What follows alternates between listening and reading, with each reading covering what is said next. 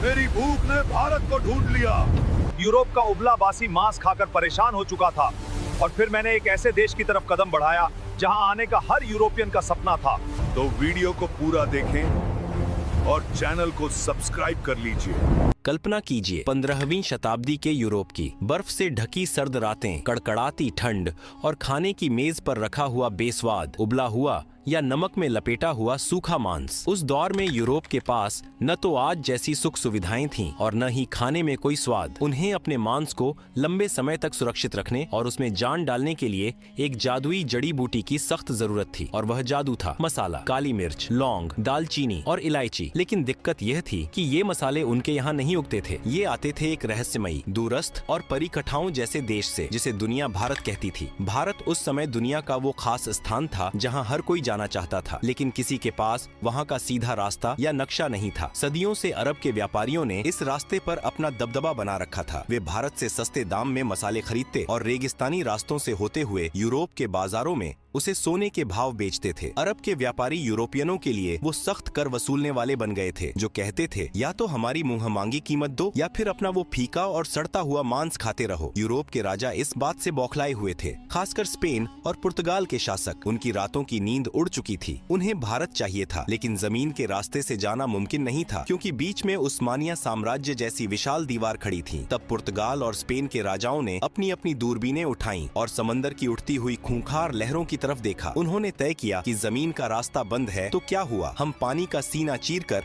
भारत का दरवाजा ढूंढ निकालेंगे। यह कोई साधारण फैसला नहीं था। आज के समय में बिना दिशा सूचक यंत्र के अनजान शहर में जाना मुश्किल होता है। जरा सोचिए, उस दौर में जब लोगों का मानना था कि दुनिया चपट्टी है, नाविकों में खौफ था कि अगर वे समंदर में बहुत दूर गए तो दुनिया के किनारे से नीचे एक अनंत खाई में गिर जाएंगे या उन्हें विशाल समुद्री राक्षस निगल लेंगे। समंदर उस समय एक ऐसा क्रूर हत्यारा था जो बिना चेतावनी दिए इंसान को लील जाता था। इन्हीं डरे हुए लेकिन लालची माहौल में पुर्तगाल से एक आदमी निकला जिसका नाम था बार्थोलोम्यू डियाज। उसने कहा, महाराज, मैं खोजूंगा भारत। वो अपनी नाव लेकर अफ्रीका के तटों के किनारे किनारे नीचे की तरफ गया, लेकिन जैसे ही वो अफ्रीका के सबसे निचले हिस्से पर पहुंचा, समंदर ने अपना असली खौफनाक रूप दिखा दिया। लहरें पहाड़ों जितनी ऊंची उठ रही थीं, हवाएं जहाज के चीथड़े उड़ाने पर आमादा थीं। डियाज की हालत खराब हो गई। उसने हाथ जोड़ लिए और कहा, भाई, मुझे नहीं चाहिए भारत, मेरी जान ज्यादा कीमती है। उसने उस जगह का नाम रखा तूफानों का अंतरीप और अपनी नाव उल्टी घुमाकर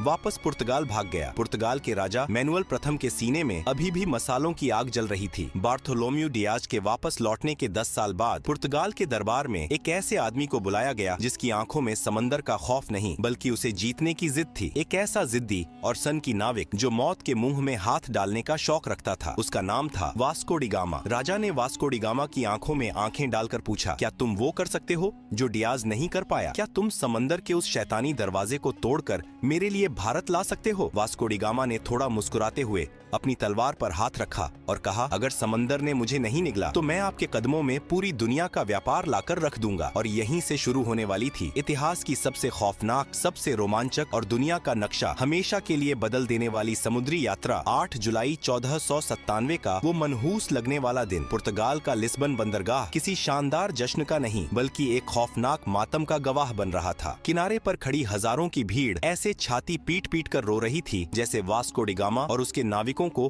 किसी समुद्री यात्रा पर नहीं बल्कि सीधे यमराज के पास एक तरफा टिकट देकर भेजा जा रहा हो। जैसे ही लिस्बन का तट आंखों से ओझल हुआ और जहाज खुले अटलांटिक महासागर में पहुंचे, समंदर ने अपना असली खूंखार रूप दिखाना शुरू कर दिया। न कोई दिशा सूचक यंत्र, न कोई मौसम विभाग की चेतावनी और न ही कोई दिशा बताने वाला यंत्र जो पूरी तरह सटीक हो। सिर्फ आसमान के तारे और भगवान के भरोसे ये मुसाफिर एक ऐसी दुनिया की तरफ बढ़ रहे थे जिसका नक्शा आज तक किसी इंसान ने नहीं बनाया था। कुछ हफ्तों तक तो सब ठीक रहा, हवाएं मेहरबान रहीं, लेकिन फिर अटलांटिक महासागर का मिजाज खराब हो गया। लहरें इतनी ऊंची उठने लगीं जैसे 10 मंजिला पानी की इमारत टूटकर सीधे जहाजों पर गिर रही हो। आसमान में बिजलियां ऐसे कड़क रही थीं मानो ऊपर कोई महायुद्ध चल रहा हो। तूफानी हवाओं ने जहाजों के पालों को फाड़कर चीथड़े कर दिया। लकड़ी के जहाज ऐसे चरमरा रहे थे जैसे कोई अदृश्य दैत्य उनकी हड्डी हड्डियां चबा रहा हो। निचले हिस्से में नाविकों की हालत देखकर तरस आता था। दिन रात के हिचकोलों से उल्टियां करते करते उनकी आंतें बाहर आ रही थीं। हर कोई माथा पकड़कर रो रहा था। भाई किस पागल के चक्कर में पड़ गए, शांति से पुर्तगाल में बैठकर सूखी रोटी खा लेते। ये भारत के मसालों के चक्कर में अब समंदर की मछलियों का चारा बनेंगे। तूफान तो जैसे तैसे पार हो गया, लेकिन फिर एक और खामोश, अदृश्य और खूंखार दुश्मन ने उन पर हमला कर दिया। शरीर घलाने वाली बीमारी, महीनों से ताजा खाना, फल और जीवन देने वाले तत्व न मिलने के कारण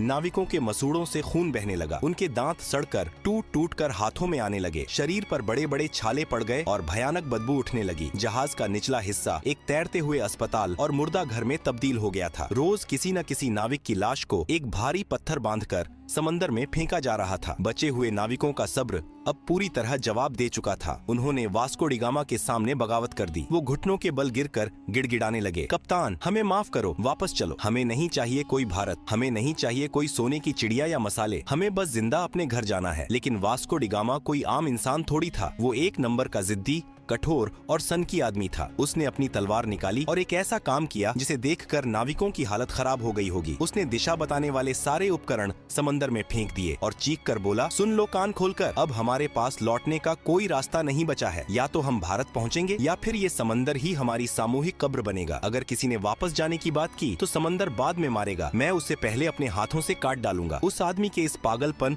और खौफनाक जुनून के आगे शायद मौत को भी पसीना आ गया होगा। और तभी वो सबसे खौफनाक घड़ी आ गई। वे अफ्रीका के उस सबसे निचले सिरे पर पहुंच गए थे जहां 10 साल पहले बार्थोलोम्यू डियाज ने अपनी हार मान ली थी। वो जगह थी तूफानों का अंतरीप। आसमान दिन में ही स्याह काला हो गया। ऐसा लग रहा था मानो समंदर और आसमान ने मिलकर इन जहाजों को पीसने की कसम खा ली हो। लहरें इतनी विशाल थीं कि जहाज उनके सामने पानी के बुलबुले लग रहे थे। एक लहर जहाज को आसमान की तरफ उछालती तो दूसरी उसे पाताल में धकेल देती। साओ राफेल जहाज का ढांचा बुरी तरह टूट गया था। हर नाविक ने अपनी आंखें बंद कर लीं और अपने अंतिम समय की प्रार्थना करने लगा। लेकिन वास्को डी गामा जहाज के पहिए को लोहे की तरह मजबूती से पकड़े, सीना ताने, तूफान की आंखों में आंखें डालकर खड़ा था। प्रकृति अपने पूरे रौद्र रूप में थी। वो उन्हें निगलना चाहती थी, लेकिन एक इंसान की शुद्ध जिद और पागलपन के आगे वो भी हारने लगी। कई दिनों की इस रोंगटे खड़े करने वाली मौत की लड़ाई के बाद अचानक एक सुबह चमत्कार हुआ। तूफान थम गया, हवाएं सर्द से गर्म होने लगीं, लहरें शांत हो गईं और पानी का रंग बदल गया। वास्को डी गामा और उसके बचे खुचे थके हारे नाविकों ने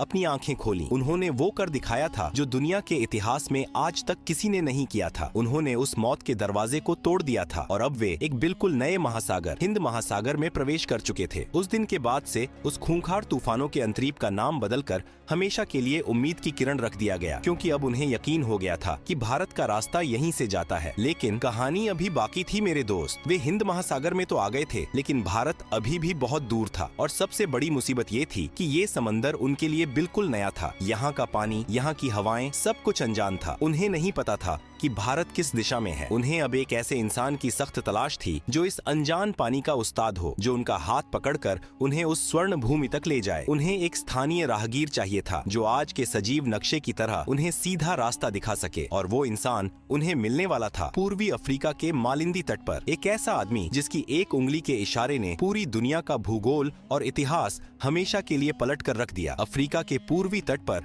मालिंदी नाम का एक शांत और खूबसूरत बंदरगाह था। मौत के समंदर को पार करने के बाद वास्को डी गामा के टूटे फूटे जहाज और उसके बदबूदार थके हारे नाविक जब वहां पहुंचे तो उनकी हालत जिंदा लाशों जैसी हो चुकी थी। उन्हें बस एक ही चीज की तलाश थी, कोई ऐसा इंसान जो उन्हें उस रहस्यमयी भारत तक ले जाए। उन्हें आज के दौर का एक जिंदा नक्शा चाहिए था और यहीं पर इतिहास ने सबसे बड़ा और मजेदार मोड़ लिया। वास्को की मुलाकात एक ऐसे इंसान से हुई जिसने उसका हाथ पकड़कर दुनिया का नक्शा ही बदल दिया। उस भारतीय नाविक ने उसे जो चीज दिखाई उसने पुर्तगालियों के होश उड़ा दिए। उसने सितारों की स्थिति, मानसून की हवाओं और समुद्री धाराओं का ऐसा सजीव ज्ञान समझाया जिसे देखकर वास्को डी गामा को लगा कि ये लोग तो समंदर के असली उस्ताद हैं। हवा का रुख बदला। मानसून की तेज और मेहरबान हवाओं ने वास्को डी गामा के जहाजों के फटे हुए पालों में नई जान फूंक दी। अब उन्हें उन्हें पतवार घुमाने की भी जरूरत नहीं थी। हवाएं खुद उन्हें उनकी मंजिल की तरफ धकेल रही थीं। जैसे जैसे दिन बीत रहे थे, नाविकों की धड़कनें तेज हो रही थीं। क्या सच में कोई भारत है या ये सब एक छलावा है? तभी एक शाम आसमान में कुछ समुद्री पक्षी उड़ते हुए दिखाई दिए। ये पक्षी पूर्व दिशा की ओर जा रहे थे। वास्को डी गामा समझ गया, जहाँ पक्षी जा रहे हैं वहीं कोई जमीन है। और फिर आई 20 मई 1498 की वो जादुई सुबह। समंदर की लहरें एकदम शांत थीं। सूरज की सुनहरी किरणें पानी पर ऐसे बिखर रही थीं जैसे किसी ने पिघला हुआ सोना बिछा दिया हो। अचानक हवा के एक तेज झोंके के साथ एक ऐसी खुशबू आई जिसने पुर्तगालियों के दिमाग सुन्न कर दिए। यह ना तो उनके जहाजों की सड़ांध थी और ना ही समंदर के खारे पानी की महक। यह चंदन, इलायची और काली मिर्च की वो दिव्य और नशीली खुशबू थी जिसके लिए उन्होंने मौतों का समंदर पार किया था। कोहरा छंटा और उनके सामने उभरी नारियल के ऊंचे पेड़ों की कतारें। दूर से मंदिरों की घंटियों की मधुर आवाज गूंज रही थी और एक विशाल वैभवशाली शहर उनके सामने खड़ा था। यह कोई भ्रम नहीं था, यह भारत का पश्चिमी तट था, कालीकट, जो आज के केरल में है। वास्को डी गामा और उसके नाविकों की आंखों से आंसू छलक पड़े। महीनों से मौत को चकमा देते देते वे आखिरकार उस स्वर्ण भूमि पर पहुंच ही गए थे। जैसे ही जहाज किनारे लगे, नाविक पागलों की तरह जमीन पर कूद पड़े। वे घुटनों के बल गिरे, कुछ ने रेत को चूम लिया, कुछ रोते हुए आसमान की तरफ हाथ जोड़कर भगवान का शुक्रिया अदा करने लगे। यह सिर्फ एक समुद्री यात्रा की जीत नहीं थी, यह यूरोप के उस खौफ पर जीत थी जो उन्हें सदियों से डराता आ रहा था। लेकिन जब वास्को डी गामा ने कालीकट के बाजार में कदम रखा तो उसके होश फाख्ता हो गए। उसने सोचा था कि वो किसी पिछड़ी हुई जगह पर जा रहा है, लेकिन कालीकट तो उस समय का महान नगर या स्वर्ण नगरी लग रहा था। बंदरगाह पर दर्जनों देशों के व्यापारी मौजूद थे। सोने की तरह चमकते मसाले बोरियों में ऐसे खुले पड़े थे जैसे उनके यहाँ मिट्टी पड़ी होती है। रेशम के कपड़े, बेशकीमती रत्न और मसालों के पहाड़ देखकर वास्को डी गामा को समझ आ गया कि जिस भारत को वो खोजने का घमंड कर रहा था, वो भारत तो पहले से ही दुनिया के व्यापार का सरताज बना बैठा था। फिर बारी आई वहाँ के राजा से मुलाकात की। केरल के उस बेहद शक्तिशाली राजा का नाम था जामोरिन। जरा इस अजीबो गरीब सांस्कृतिक टकराव की कल्पना कीजिए। राजा जामोरिन अपने भव्य दरबार में एक ऊंचे सोने के सिंहासन पर बैठे थे। उनका पूरा शरीर बेशकीमती गहनों, सोने की मोटी जंजीरों और हीरों से लदा हुआ था और उनके सामने खड़ा था वास्को डी गामा, जिसने महीनों से ठीक से नहाया नहीं था, जिसके कपड़े फटे पुराने और अजीबो गरीब थे। वास्को डी गामा ने थोड़ा अकड़ते हुए राजा को अपना उपहार पेश किया। अब सोचिए वो पुर्तगाल से क्या लाया था। कुछ सस्ती लकड़ियाँ, कुछ ऊनी टोपियाँ, पीतल के बर्तन और शहद। ये देखकर राजा जामोरिन के दरबारियों को जोर की हंसी आ गई। उन्होंने सोचा, अरे भिखारी, ये क्या कबाड़ उठा लाए हो? हमारे यहाँ के नौकर भी इससे महंगा सामान पहनते हैं। लेकिन राजा जामोरिन बहुत ही शांत और समझदार थे। उन्होंने भारतीय संस्कृति का पालन करते हुए इस विदेशी मेहमान का स्वागत किया और उसे अपने राज्य में व्यापार करने की अनुमति दे दी। वास्को डी गामा को अभी भी यकीन नहीं हो रहा था। जिस चीज के लिए यूरोप वाले सालों से तरस रहे थे, वो भारत ने उन्हें बिना किसी लड़ाई के ऐसे ही दे दी। लेकिन वास्को की आंखों में अब एक अलग ही चमक आ चुकी थी। वह सिर्फ व्यापार करने नहीं आया था, उसने कालीकट की अपार संपत्ति देख ली थी और उसके लालची दिमाग में अब एक ऐसा शैतानी महायोजना पक रही थी जो अगले कुछ दशकों में पूरी दुनिया का इतिहास खून से लिखने वाला था। वास्को डी गामा ने कालीकट में कुछ महीने बिताए और वहाँ का चप्पा चप्पा छान मारा। उसने देखा कि यहाँ का माल तो एकदम सबसे उत्तम है। उसने अपनी बची खुची कौड़ियों और पैसों से अपने जहाजों को मसालों से ऐसे भर लिया जैसे कोई इंसान किसी मुफ्त की दावत में अपनी प्लेट में खाना ठूंसता है। काली मिर्च, लौंग, दालचीनी, जहाजों की लकड़ी तक मसालों की महक से सराबोर हो गई थी। एक भारतीय जहाज भी उसने अपने साथ ले लिया ताकि माल ज्यादा ले जाया जा सके। अब बारी थी वापसी की। वापसी का सफर भी कम खौफनाक नहीं था। बीमारियां और तूफान फिर से नाविकों पर टूट पड़े, लेकिन इस बार उनके पास एक उम्मीद थी। उनके जहाजों के निचले हिस्से में करोड़ों का खजाना भरा हुआ था। जब वास्को डी गामा का बचा खुचा बेड़ा पुर्तगाल के लिस्बन बंदरगाह पर वापस लौटा तो वहाँ का नजारा देखने लायक था। जो लोग उसे रोते हुए यमराज के पास विदा कर रहे थे, वो अब उसकी आरती उतारने को तैयार खड़े थे। राजा मैनुअल प्रथम तो खुशी से नाचने लगा, लेकिन असली भूचाल तब आया जब वास्को ने अपना माल पुर्तगाल के बाजार में उतारा। इतिहास का सबसे बड़ा खजाना हाथ लग चुका था। इस समुद्री यात्रा का सारा खर्च, नाविकों का वेतन, टूटे जहाजों का भारी नुकसान, यह सब कुछ काटने के बाद भी उस एक खेप से वास्को डी गामा को पूरे 64 गुना का शुद्ध मुनाफा हुआ। जरा सोचिए, आज के जमाने में लोग व्यापार में थोड़े से मुनाफे के लिए पागल हो जाते हैं और इस आदमी ने एक ही बार में इतना बम्पर मुनाफा मार दिया था। अब तो पुर्तगाल के मजे आ गए, लेकिन ये खबर छुपने वाली थोड़ी थी। पूरे यूरोप में हल्ला मच गया। अरे भारत मिल गया रे, मसालों का कुबेर का खजाना मिल गया। स्पेन, फ्रांस, हॉलैंड और ब्रिटेन, सबके राजाओं की रातों की नींद उड़ गई। पूरे यूरोप में आग लग गई कि ये कंगाल पुर्तगाल वाला रातों रात इतना अमीर कैसे हो गया। जब वो जा सकता है तो हम क्यों नहीं। देखते ही देखते यूरोप के हर देश ने अपने अपने जहाज समंदर में उतार दिए। समंदर में जैसे भीड़ लग गई, सब एक ही रट लगाए हुए थे, चलो भारत, चलो भारत। लेकिन यहीं से इस कहानी का सबसे स्याह, सबसे खौफनाक और दर्दनाक अध्याय शुरू होता है। वास्को डी गामा ने जिस समुद्री दरवाजे को खोला था वह असल में आफत का पिटारा था। यह सिर्फ व्यापार का एक नया रास्ता नहीं था, यह यूरोप के खूनी लालच, क्रूरता और साम्राज्यवाद का एक सीधा निमंत्रण था। जिन पुर्तगालियों का राजा जामोरिन ने भारतीय परंपरा के अनुसार अतिथि मानकर स्वागत किया था, उन्होंने व्यापारिक चौकियों को किलों में बदलना शुरू कर दिया। उन्होंने तोपें तान दी और समंदर पर दादागिरी शुरू कर दी। उनके पीछे पीछे डच आए, फिर फ्रांसीसी अपनी नौसेना लेकर आ धमके और अंत में आया इतिहास का सबसे शातिर, सबसे खतरनाक सफेद पोश भेड़िया, अंग्रेजों की व्यापारिक कंपनी। इन यूरोपीय ताकतों को अब सिर्फ मसाले नहीं चाहिए थे, उनकी नजर अब पूरी सोने की चिड़िया पर थी। उन्होंने भारत की रियासतों को आपस में लड़ाना शुरू कर दिया। भारत का वो शांत और वैभवशाली तट जो कभी सिर्फ रेशम, मसालों और संस्कृति के आदान प्रदान का वैश्विक केंद्र था, अब बारूद की गंध, तोपों की गूंज